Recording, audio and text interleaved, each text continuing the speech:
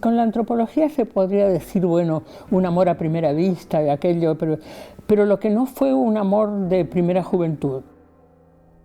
A mí me interesan, y es lo único que he trabajado en toda mi carrera académica, aquello de los sectores discriminados. Los mecanismos de resistencia de los sectores discriminados. Yo empecé muy tarde a estudiar antropología. Yo no tenía un marco teórico, por suerte. Siempre digo, suerte que no había leído El origen de la familia y la propiedad privada, de Marx y Engels. No se trata de tener un marco teórico para una investigación, sino que se trata de descubrir la pregunta. Y yo tenía una pregunta. ¿Cuál era? ¿Cómo se podía explicar el Holocausto? La antropología no es simplemente una forma de pensar, sino que también es una forma de actuar y también de generar sinergias que ponen en valor pues, no solamente lo que uno hace, sino también lo que los grupos generan, ¿no?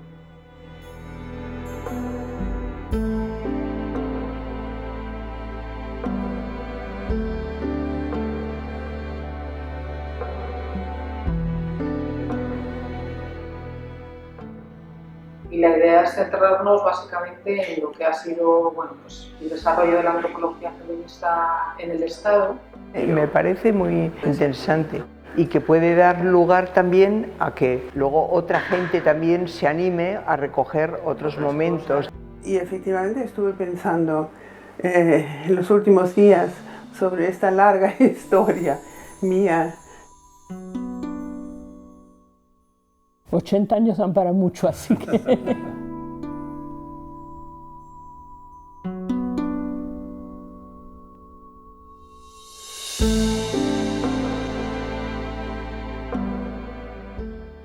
Nací en 38 en Dessau, que es la cuna del modernismo alemán, y viví con mi familia, obviamente, en la Segunda Guerra Mundial.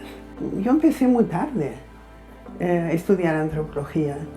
Stanford queda en los Palo Alto, y yo llegué allá en 62 y estuve 2 años, que era en medio de la polémica y la movilización por los derechos civiles de la población negra, la crisis de Cuba, el derecho a la libertad de expresión. La década de los 60 eran unos años increíblemente movidos. Decidí ir al barrio pobre para inscribir negros para votar, que era una de las cuestiones. Es que si la población afrodescendiente, como se dice ahora, tuviera el derecho de votar. Y entonces, claro, me di cuenta muy rápidamente que tenía que ver todo con mis antecedentes, viendo las cuestiones de la discriminación racial. Me planteaba cómo había sido posible el Holocausto, es decir, el exterminio de 6 millones de judíos. Estudié una primera licenciatura en pedagogía, pero me encontraba con que la pedagogía te daba técnicas para enseñar, para comunicarte, pero no te daba los por qué y los para qué. Por motivos de trabajo pude ir a vivir a Mar del Plata, donde sí que había universidad, y me encontré con que acababa de crearse ahí la licenciatura de antropología. Antes de alquilar piso en Mar del Plata ya me había anotado en la facultad.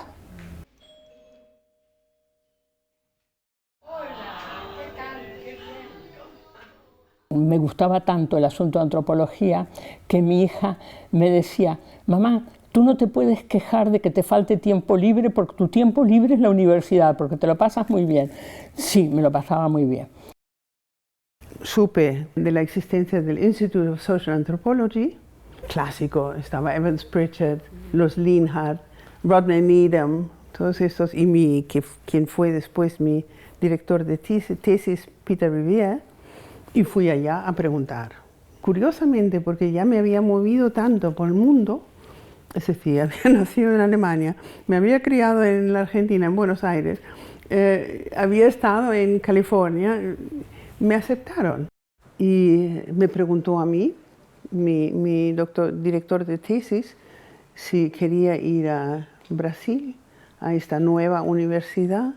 Y yo estaba acabando la tesis sobre Cuba, efectivamente, y decidimos ir a Brasil, a São Paulo, el interior de São Paulo, a la Universidad Estadual de Campinas, la Unicamp, que entre tanto es una de las grandes. En 75 estaba plenamente activa e incorporada en Campinas y haciendo trabajo de campo. Tuve suerte porque la Universidad de Buenos Aires, mucho más cerrada y controlada, expulsaba de alguna manera a los jóvenes disidentes, y los jóvenes disidentes se terminaban ubicando en las universidades periféricas. Entonces el equipo de profesorado era muy bueno, de primer nivel. Quiero decir, el director del departamento, por ejemplo, era Eduardo Menéndez, que es un número 1 en antropología médica, quiero decir, gente con mucho nivel. Entonces coincide, por una parte, una raíz que viene de la pedagogía, por otra parte la antropología y por otra parte la militancia. Una militancia de izquierdas. Cuando se produce el golpe de Estado, y ya desde antes, la represión es muy dura. La universidad fue uno de los centros con los cuales más se ensaña el poder represor. Mataron a muchísima gente, compañeros, profesores. En ese momento era la directora de enseñanza media de la provincia de Buenos Aires. No había muchas posibilidades tampoco de pasar inadvertida. Afecta muy profundamente a mi familia, con parientes cercanos asesinados, con mis hijos presos. Lo dejan salir de la cárcel pero sin darle la documentación. Recurrimos al hecho de que tenían la ciudadanía española por ser hijos en español, mi marido era catalán, y nos vinimos aquí. Te formas académicamente durante los años 60 y 70 en Estados Unidos, principalmente en la Universidad de Hawái, y realizas tu trabajo de campo y tu tesis doctoral en Micronesia. Y es a finales de los años 70 cuando decides regresar a Euskal Herria. Y me gustaría que recordásemos ese momento. Inicialmente volvía, como si dijéramos, para estar un tiempo por cuestiones familiares, y mi idea era volver a Estados Unidos y principalmente a Hawái, en la Universidad de Hawái.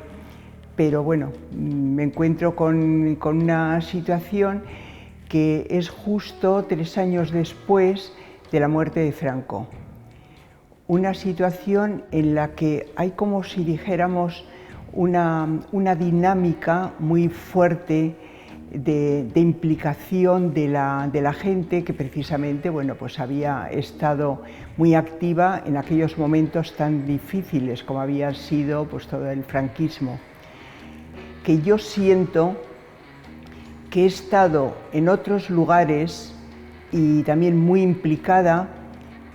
El hecho es que yo vuelvo a Estados Unidos para probar y vuelvo enseguida para decir, bueno, me quedo. Con el final del dictador que acaban de exhumar, ¿no?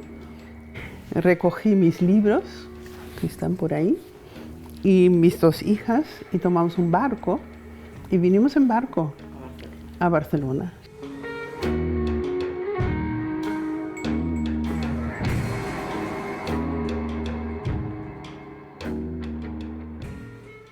Estaba acabando de escribir mi libro sobre, a partir de la investigación, 6 años de trabajo de campo en Campinas, en la plantación de café, una antropología histórica que era muy precoz esto, en aquella época, sobre una cuadrilla de mujeres, 50 o 60 mujeres de edades diversas, que trabajaban en la plantación de café. Fue fascinante, absolutamente fascinante.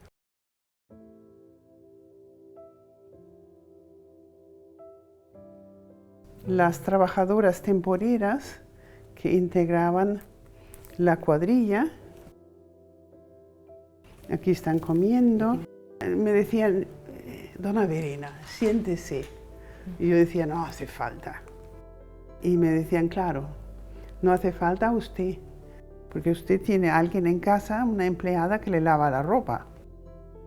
Me tomaban el pelo, era una relación.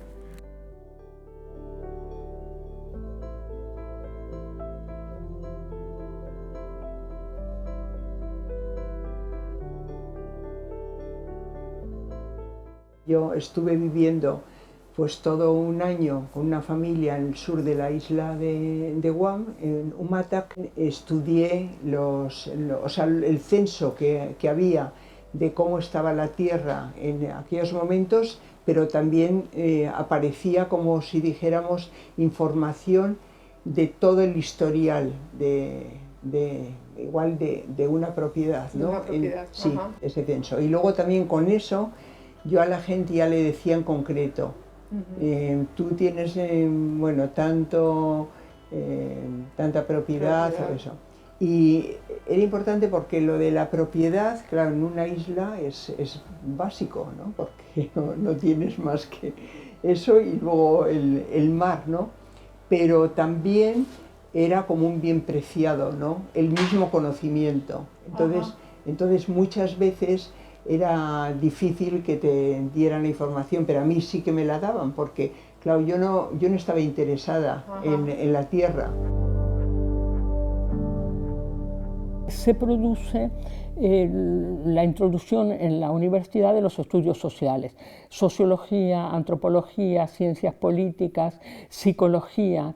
Entonces, todos estos son mundos nuevos que se abren y para los cuales, por definición, no había gente que tuviera la titulación necesaria, porque no habían existido aquí como carrera. En todas partes esto se produce a partir de personas que habían estudiado en el extranjero.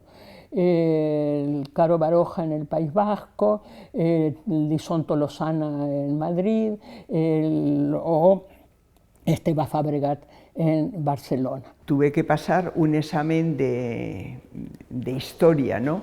Y claro, lo tuve que hacer en muy poco tiempo. Y me acuerdo que el profesor, pues también, reconoció, pues que no era igual lo mejor que había hecho, pero que, pues que podía darme me pareció un notable, ¿no?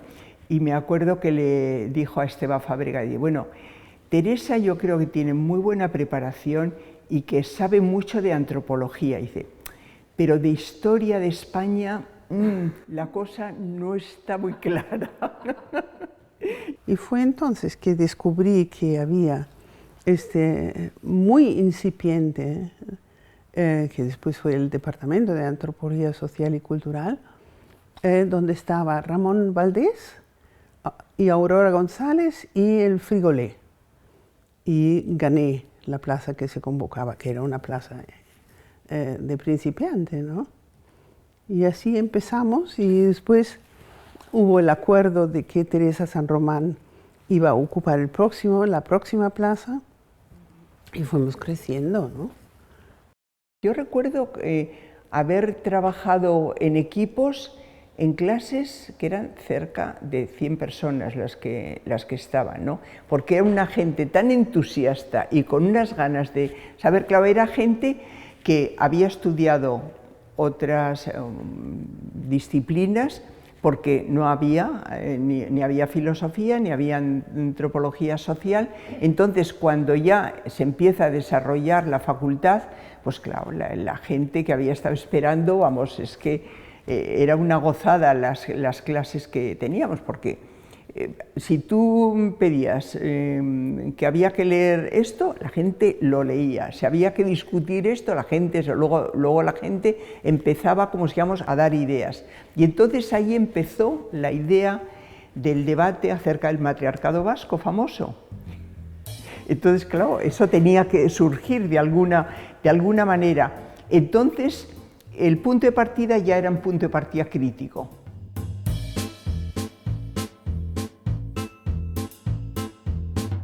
Yo venía del feminismo en São Paulo.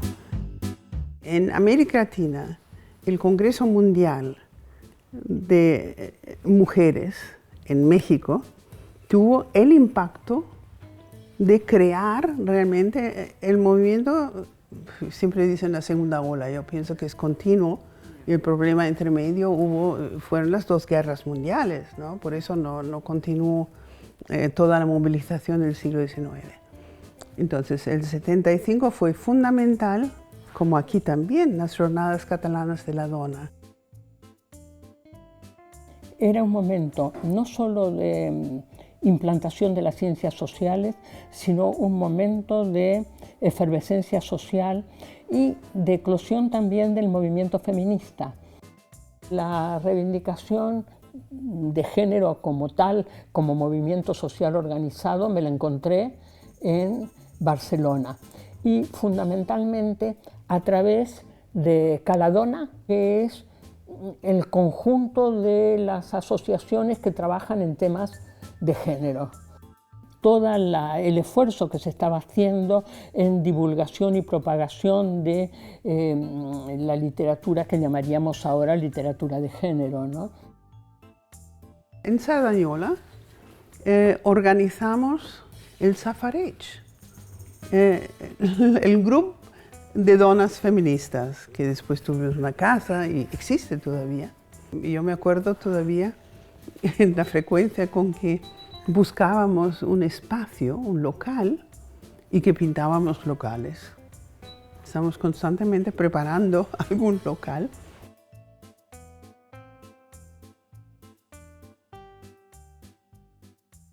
Para mí, la antropología es una magnífica herramienta de conocimiento y entonces que se puede aplicar en distintos campos. Y a mí me parece que es una herramienta de conocimiento especialmente aplicada para analizar las reivindicaciones de género, dado que aprendemos a escuchar, aprendemos a interpretar, aprendemos a dialogar, aprendemos a relacionar el discurso explícito con el discurso implícito, lo que se dice con lo que se calla. La obligatoriedad, como si dijéramos de la disciplina, de tener que meter a la mujer ya en el lugar del trabajo y al mismo tiempo cómo seguir siendo críticas también de lo que era el ámbito, como digamos, más familiar, también introduciendo la crítica de lo que era ya el ámbito, como digamos, más amplio, que puede ser el lugar de la mujer en el ámbito público, pero al mismo tiempo no podías dejar los otros ámbitos, porque si no te criticaban, ¿no? Porque decían, bueno, ¿y qué pasa con todo lo que se ha estudiado anteriormente y que lo habíamos visto como válido, ¿no?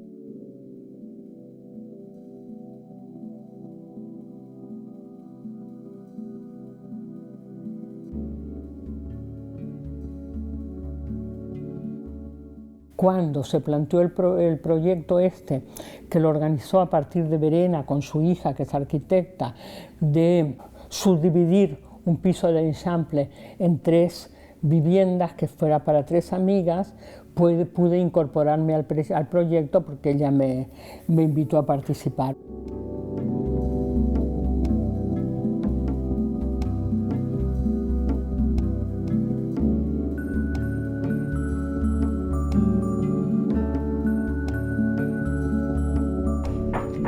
Y aquí se comunican las 2 casas.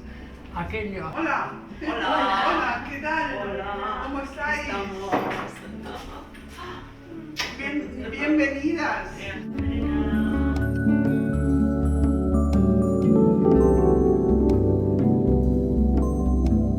Ay, qué casa más bonita. Sí, esto es la obra de mi hija Isabel. Las reivindicaciones de género no comienzan con las sufragistas. Las reivindicaciones de género son muy anteriores, Mary Wollstonecraft, las filósofas de los siglos XVI y XVII, pero eso era siempre una reivindicación desde el que podía reivindicar, el que tenía derecho de alguna manera a la palabra.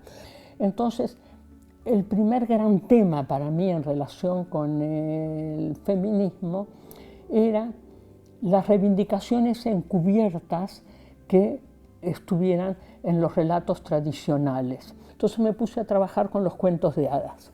Las mujeres hablaban de temas de mujeres y las protagonistas para las mujeres eran mujeres. ¿Y qué hacían con las figuras masculinas?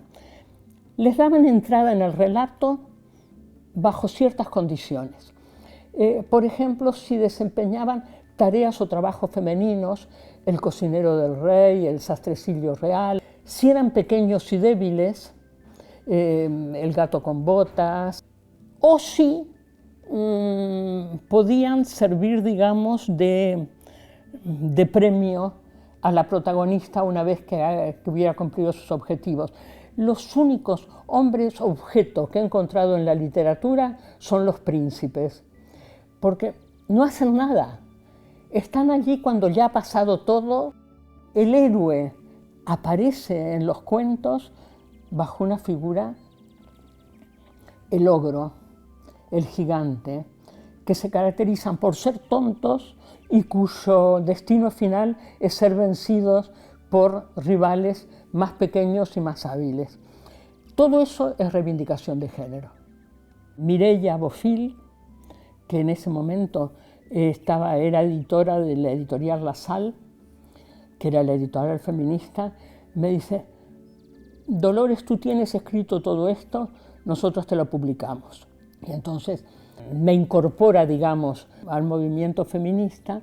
Mi perspectiva feminista teórica era muy distinto de lo que dominaba, que era estudiar a las mujeres en todos sus tamaños, actividades, etcétera, etcétera. Siempre de nuevo a la mujer. Y no darse cuenta de que el género, esto escribí aquel artículo, ¿no? La mujer es puro cuento, eso que se llama género, es una palabra poco elegante y es muy poco, políticamente muy poco útil porque la gente en la calle no sabe de qué va, ¿no? Entonces tenemos que hacer un esfuerzo de encontrar un término mejor, pero esta cuestión del género era una cuestión de estructura política, una relación de dominación y no una categoría mujer y hombre. A mediados de los años 70, como feministas luchábamos contra la dominación de unos sobre otras, nosotros, y que no tenía que ver con la anatomía sexual. A pesar de esto, era muy poco reconocido aquí, ¿eh? Realmente las pioneras ahí fueron las feministas americanas, ¿no? Las antropólogas estadounidenses, ¿no? Esta es yo creo que es la quinta edición, 3 o 4 en inglés y otras 2 en castellano. Y aquí lo importante es que es del 74 la primera edición.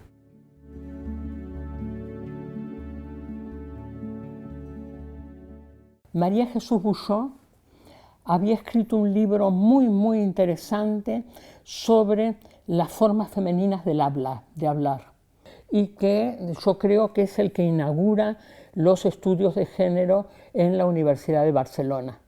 Para mí era muy claro que el enfrentamiento a la discriminación es tan larga como la discriminación misma, y que por consiguiente, dado que las mujeres eran un sector ampliamente discriminado desde hacía muchísimo tiempo, me parecía importante y significativo ver a través de qué maneras se había manifestado.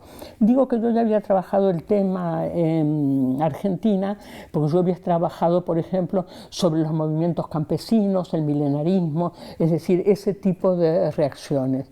Y encontraba que todo lo que uno trabajaba sobre esto era aplicable al movimiento de mujeres. En aquellos momentos se convocó la primera beca de antropología desde Eusko Ikaskuntza y trabajamos muchísimo, yo me acuerdo de día y también noche.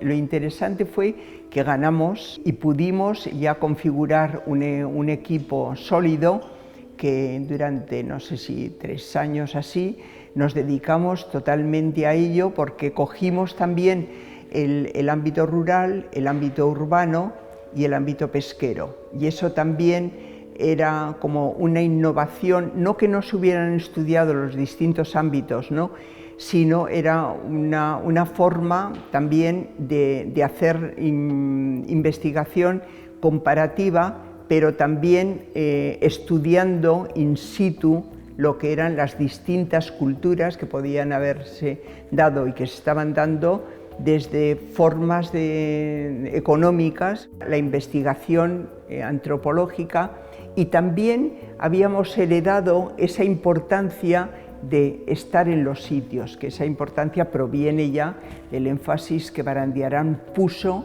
en el estudio allí.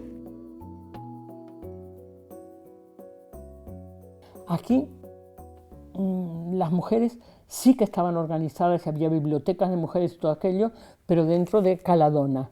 Es decir, estaba más organizado, pienso en ese momento, como movimiento feminista, pero menos organizado como feminismo dentro de la universidad.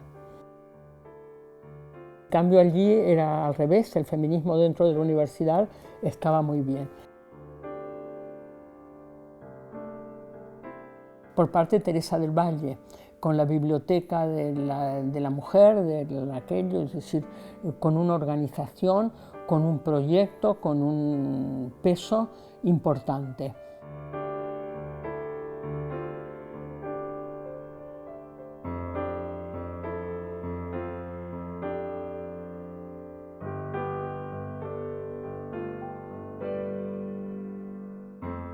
Sí que considero que el Seminario de Estudios de la Mujer fue pionero y fue una pena que no siguiera.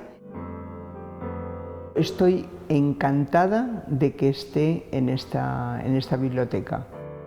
Es lo mejor que le ha podido pasar a ese fondo. Por ejemplo, han admitido también lo del fondo mío, el que yo doné de Micronesia, pues también ha sido producto también de que la biblioteca tiene una visión amplia y luego también pues da las posibilidades a que se exhiba en distintas formas de material vinculado a la antropología, y también ver distintas formas de trabajo de campo y formas nuevas que también se pueden valorar cuando también dices, bueno, pues esto se hizo así en un tiempo, ahora yo no lo haría así. Esos cuadernos se han usado mucho además, yo creo, sí. ¿no? Marilu, mira, ugalketa eta sexualitate eredu desberdinak. Txostenak. Mujer y Pirineo. Sí.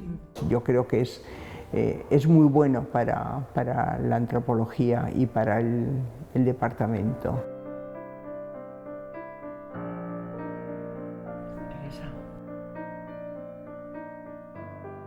Fuera de la universidad está también el IPES, el Instituto de Estudios Sociales de Pamplona, que tienen una espléndida biblioteca feminista, que se han pasado 30, 40 años dando cursos y orientación feminista fuera del marco de la universidad, pero con un cierto nivel de institucionalidad también. Fui una de las fundadoras de Feminismos. ¿Cuándo fue esto? Que ahora estamos en 120 volúmenes. Sí, pues ya lleva años. Sí, lleva años, pero podemos mirar.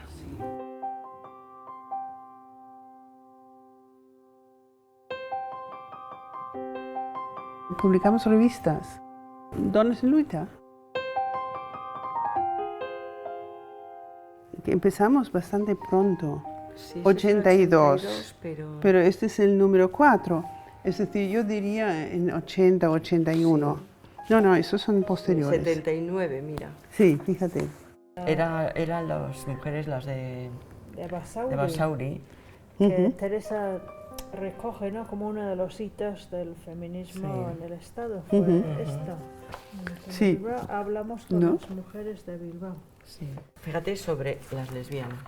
Sí. En el 79. Sí, sí. Tú Sí. eras entonces parte del comité Sí, asesor ¿no? desde el inicio, o sea, Sí. fundadora de La esta fundadora de revista, la ¿no? revista, ¿no? En los congresos de antropología los temas de género están presentes desde el primer momento y cada vez con mayor peso, con mayor fuerza.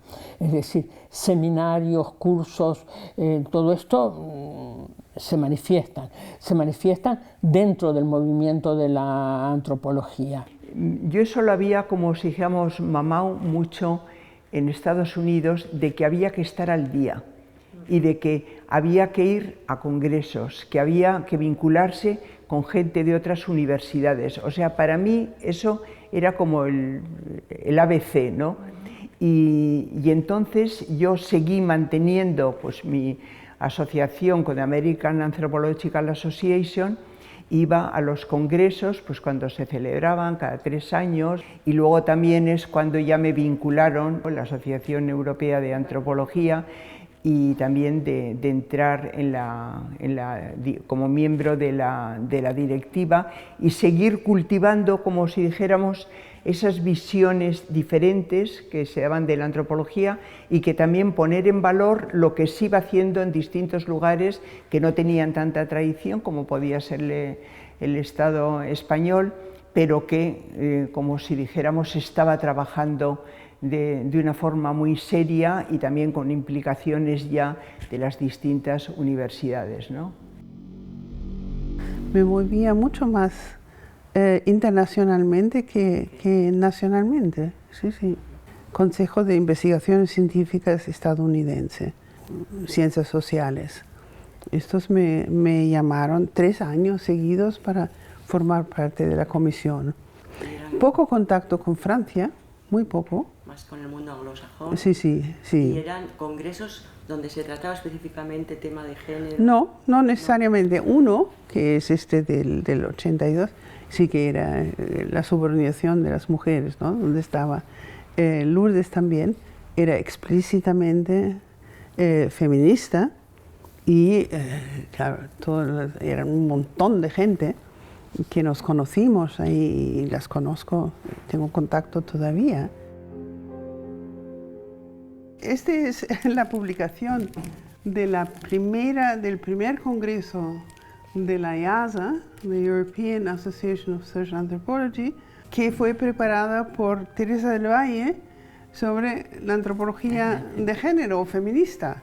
Es un libro absolutamente clásico y fue realmente muy pionero esta mesa redonda en ese primer congreso que fuimos nosotros que insistimos que era imprescindible que hubiera precisamente una mesa redonda. La relación más profesional con Verena, me acuerdo, yo daba una charla sobre las madres de Plaza de Mayo y Verena me dice, estamos organizando las jornadas de EASA, el Congreso de Praga, quiero que presentes algo en esto.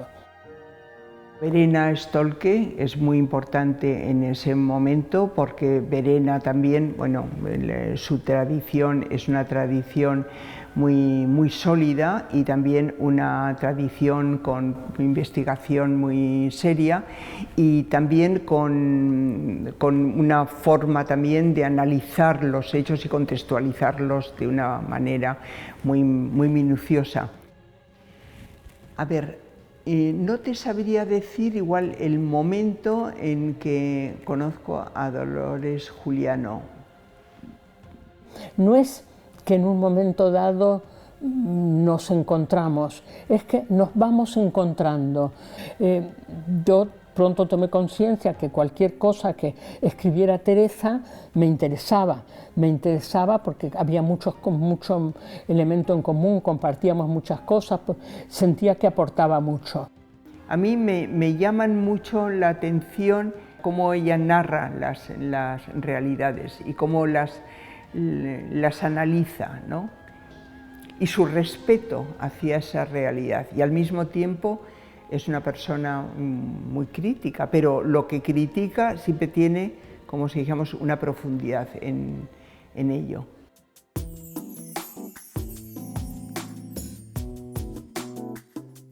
Mary Nash hace una investigación muy importante sobre las reivindicaciones históricas de las mujeres en Cataluña.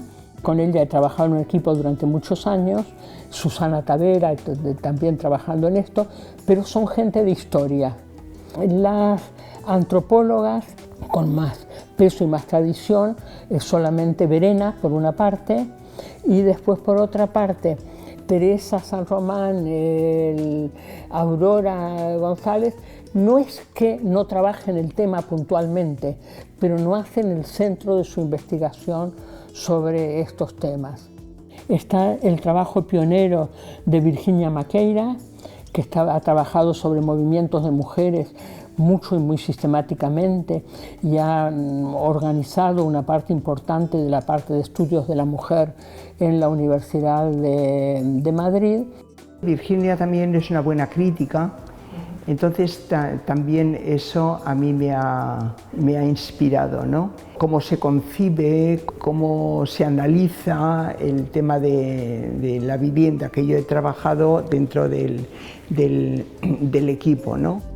Marcela también ha sido una persona muy importante también para mí, precisamente también por el vínculo que yo tengo desde hace muchísimo tiempo con México, ¿no?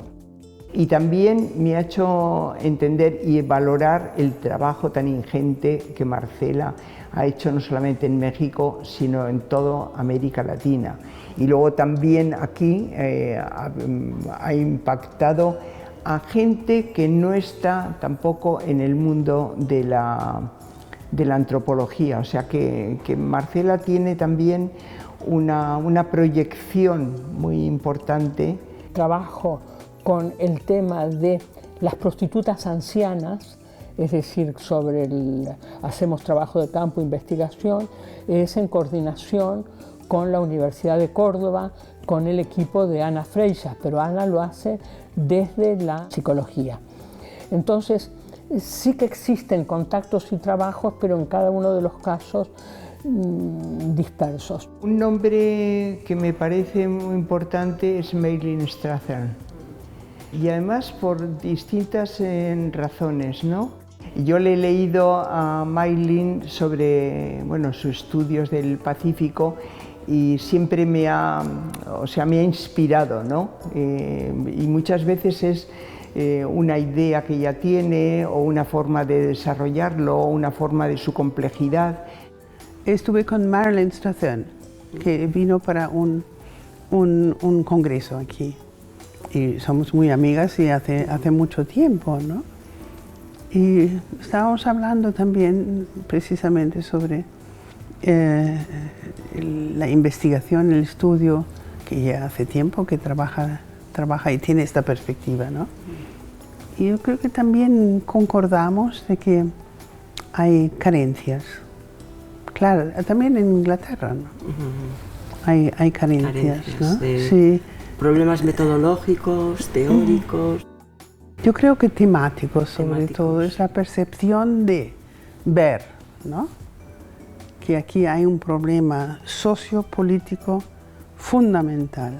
He sido asidua visitante de Chiapas durante años y allí, porque ya la había conocido de aquí cuando trabajamos en Mujer e Inmigración, que es eso, te hablo de las redes familiares, trabaja Mercedes Olivera, que es una de las antropólogas de más prestigio de México, en unas jornadas en las cuales se hablaba de las 3 principales antropólogas. Mercedes es una de ellas, que cuando yo la conocí no se llamaba Mercedes Olivera, sino María Vázquez, porque estaba clandestina en España, porque estaba con busca y captura por ser solidaria con el movimiento de El Salvador.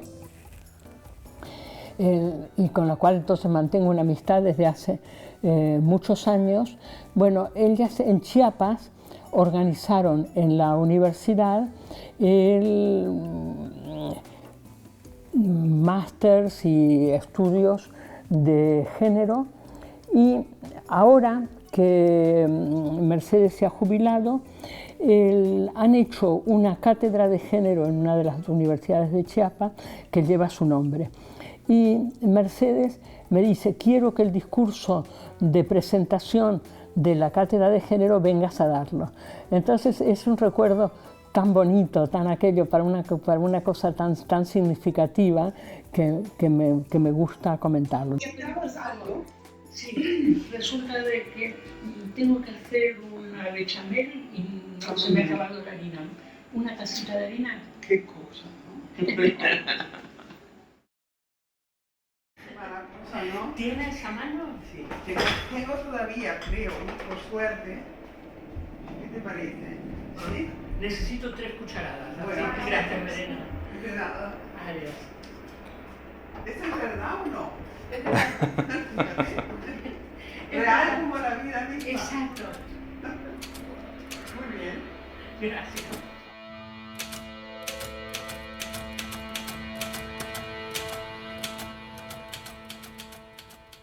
Yo seguía estando interesada en trabajar sobre sectores subalternos, que desde mi punto de vista y mi lectura es lo mismo decir subalternos que decir discriminados, para entendernos, y me interesaba particularmente por mi circunstancia especial el tema de las mujeres inmigrantes. Trabajé con mujeres en Chiapas, coincidiendo con toda la época del levantamiento. Habíamos trabajado con las mujeres en Nicaragua también, en los movimientos de mujeres en Argentina.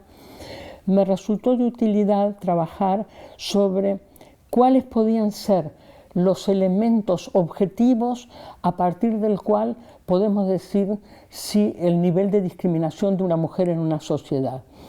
Porque normalmente nos parece que están muy discriminadas cuando tienen algunas costumbres diferentes a las nuestras y nunca miramos qué elementos de la estructura social realmente hacen que su situación sea más fácil o más difícil. Cualquier sociedad en las cuales los bienes y los recursos se transmitan por línea masculina y que se espere del grupo familiar que se adjunte o que se agregue a la economía y al estatus del grupo del hombre y que conviva en el área masculina, una sociedad que esas condiciones por fuerza segrega a la mujer, aunque se crea que es una sociedad progresista porque hará un control de la sexualidad de la mujer diferente del hombre, porque puede introducir en el seno del linaje hijos de otro hombre, y por otra parte corta los vínculos de las mujeres con su familia de origen. En muchas de estas situaciones las mujeres saharauis estaban mejor que las mujeres europeas. Por ejemplo, siempre tienen administración separada de sus recursos. En el mundo árabe esto es lo frecuente. Y aunque es verdad que heredan menos que los hermanos varones, heredan y lo que heredan es de ellas. Y por otra parte, algunas sociedades musulmanas, como los saharauis hasta una época muy reciente, eran matrilineales, como los tuareg, que transmitían los bienes y recursos a partir de la línea materna y no de la paterna, lo cual les daba un estatus muy alto a las mujeres, y por otra parte se consideraba que lo correcto, que una nueva familia se organizase, vivieran con la familia de la mujer por lo menos los 5 primeros años. En esas circunstancias el maltrato era casi imposible. La frivolización de considerar que el estatus de las mujeres musulmanas depende que lleven o no lleven velo, me parecía el colmo de la frivolización al respecto, cuando había tantísimos otros elementos a tener en cuenta. Pero también recuerdo como hay gente que ha estudiado temas que tenían que ver, por ejemplo, con opciones sexuales, ¿no? Y como han sido en algunos momentos como demonizadas esas personas por ello, ¿no? Y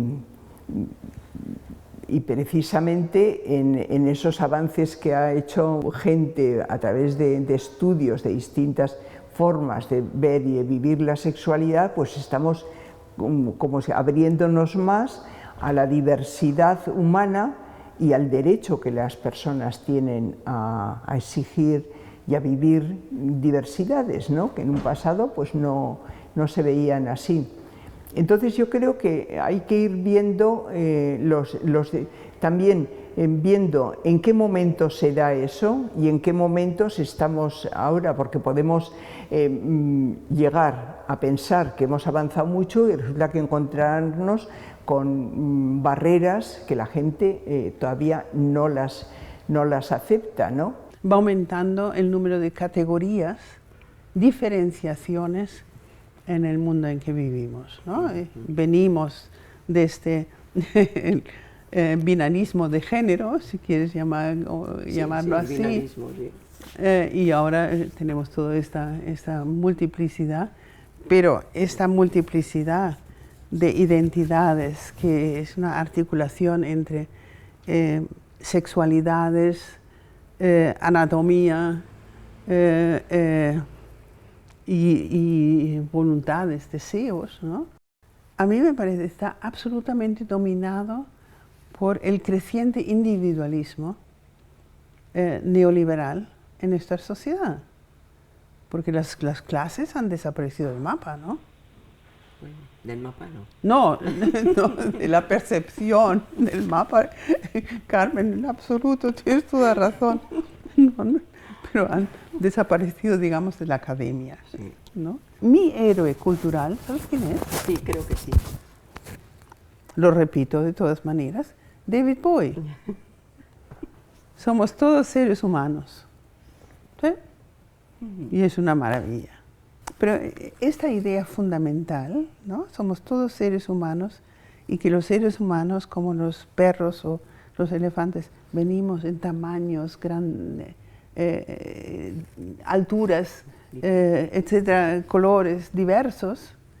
Esto es algo muy, muy carente. No he mencionado a Philippe Descola, el gran antropólogo francés, absolutamente juvenil, lúcido y joven. Su clásico libro, más allá de la naturaleza y la cultura, contra estas oposiciones y contra las justificaciones atribuyéndolas a la naturaleza, ¿no? Alimentan también esas clasificaciones tan múltiples, ¿no? El tema de la prostitución no es un tema moral, porque es un tema, estamos en una época en la cual la libertad sexual se da por sobreentendida y por otra parte estamos en una época en la cual cualquiera cobra por su trabajo y por consiguiente no es vergonzoso ni tener sexo ni es vergonzoso cobrar por cualquier actividad o servicio que se preste. Se juntan esas dos cosas y estallan. Desde el punto de vista de la antropología feminista nos interesa, y esto lo hace primero Tabet en Italia, lo hace Pedersen en Holanda, quiero decir, no es que lo hagamos solamente los antropólogos feministas aquí. Entonces se cuestiona, decimos, a ver, ¿cuáles son los factores sociales o económicos que llevan a una opción u otra?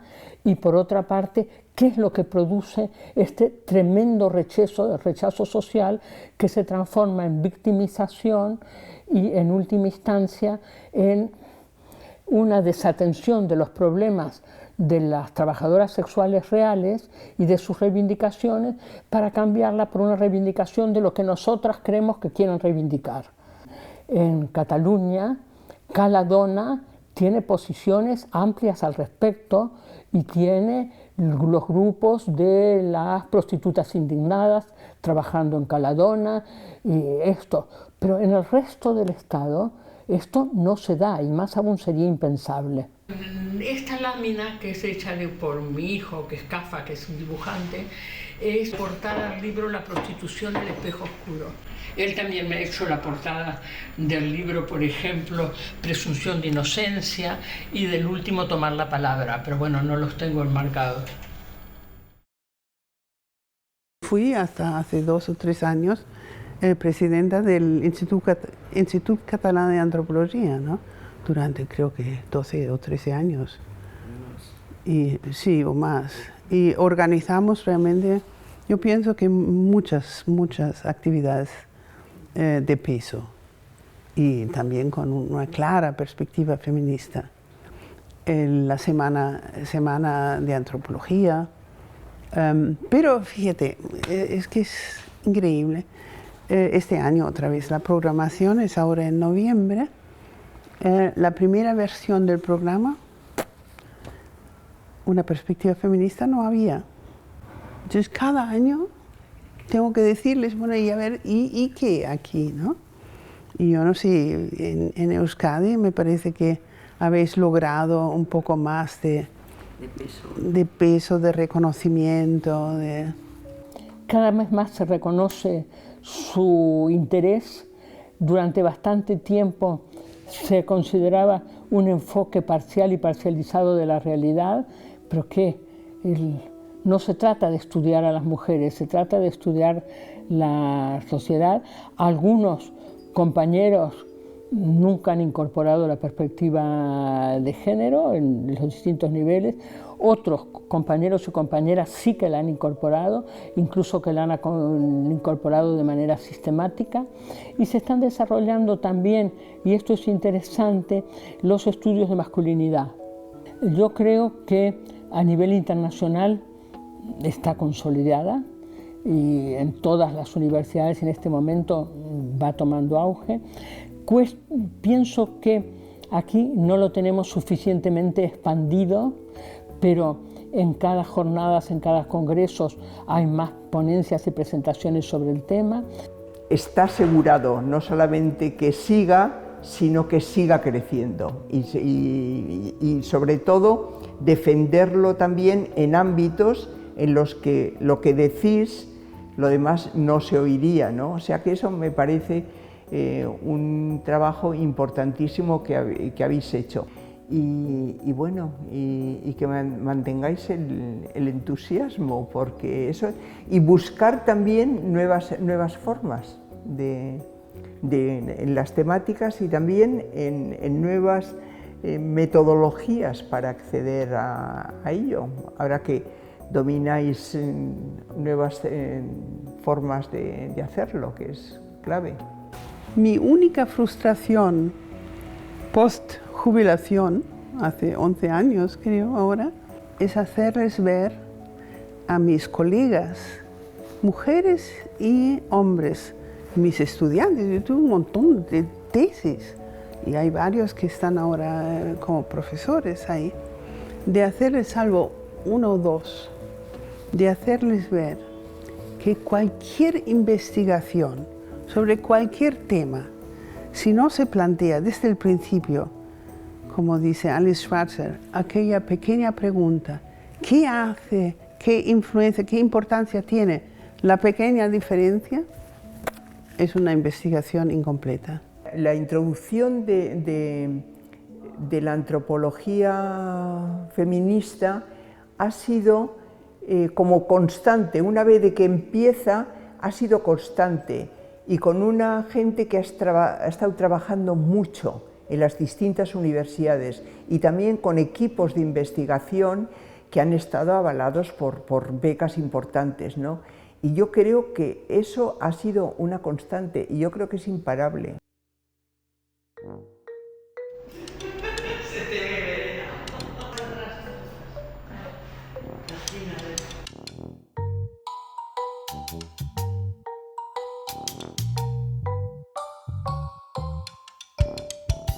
A ver si podemos ir un rato a Málaga. Bueno, pues te quiero decir, en otra ocasión lo podemos hacer. A ver, también a mí me apetecía mucho venir, ¿eh? Vamos, muchísimo. Cuando me lo dijisteis, bueno.